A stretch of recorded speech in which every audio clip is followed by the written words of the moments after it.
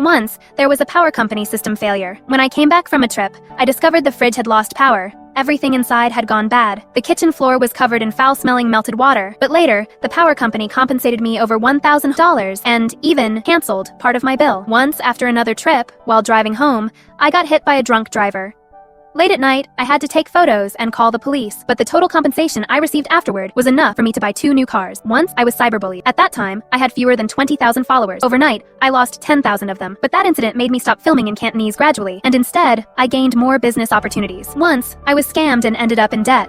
That experience made me reevaluate my earning and investment direction. 3 years later, I paid off all my debts and achieved financial freedom. Today, I'm going to teach you 2 ways to turn adversity into advantage. I think everyone needs to watch this, because no one can live a life without ups and downs. The first tip, manatwersi. When you're in adversity, don't think from an emotional or venting perspective. Think from the perspective of solving the problem. For example, when I found the floor covered in smelly melted water, when my car was hit, don't just think, why am I so unlucky? Why do I have to deal with this right after a tiring trip? Why is everything going wrong? Instead, think, food is spoiled. Can I claim more compensation? How do I report it? How do I prove it?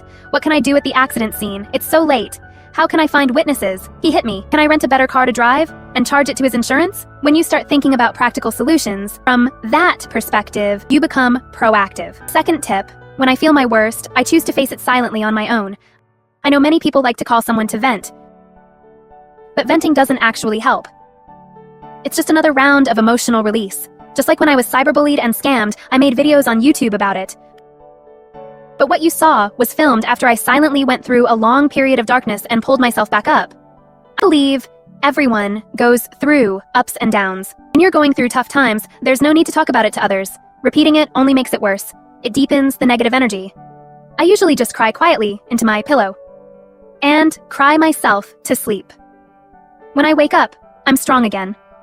If you study the law of attraction, you'll know that sleeping is actually a form of frequency alignment, and someone with a high frequency often carries more positive energy and attracts more good things.